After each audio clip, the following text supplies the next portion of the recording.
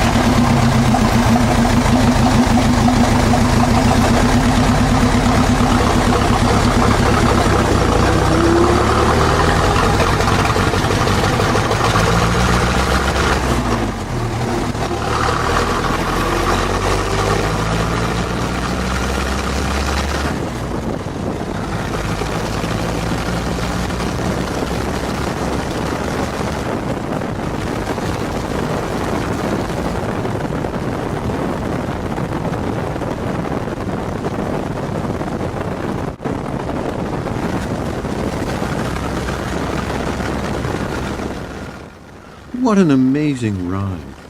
The wind noise masks the roar of the motor. I need both hands to hold the camera, so I am bracing myself against the seat back and the floorboards. No hands left to hold on. The early Mercer has been my favorite American-built car for over half a century, and here I am in one of the most special Mercers, screaming along the back roads of Oregon. It does not get any better than this. This Mercer has an impressive and important racing history. Today we will perhaps reach 80 miles an hour, but it is capable of 120 miles an hour. It has so much torque it is hard to describe. It is so firm and stable at speed, and is so competent that it instills confidence in its driver. This is certainly the most exciting ride I have ever had in my whole life.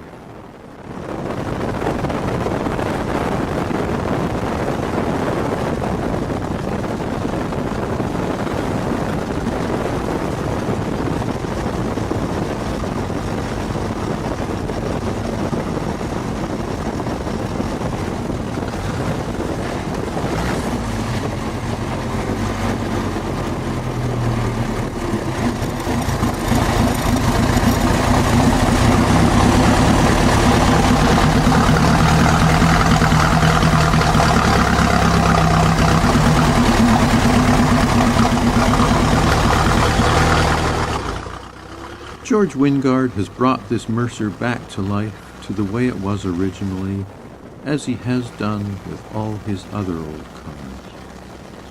Through the years, George has campaigned or demonstrated his old race cars in the U.S.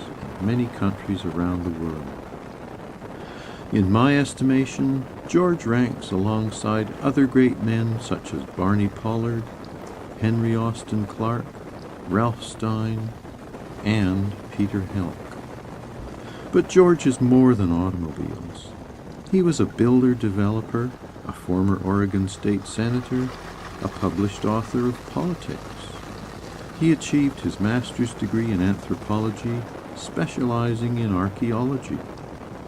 George's automobile library is bigger than my house. This is a very special ride for me.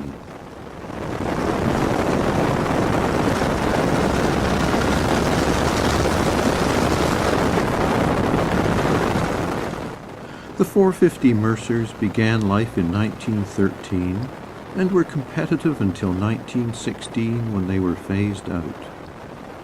Legendary drivers such as Caleb Bragg, Barney Oldfield, Ralph De Palma, Spencer Wishart, and Eddie Pullen piloted these cars to fame.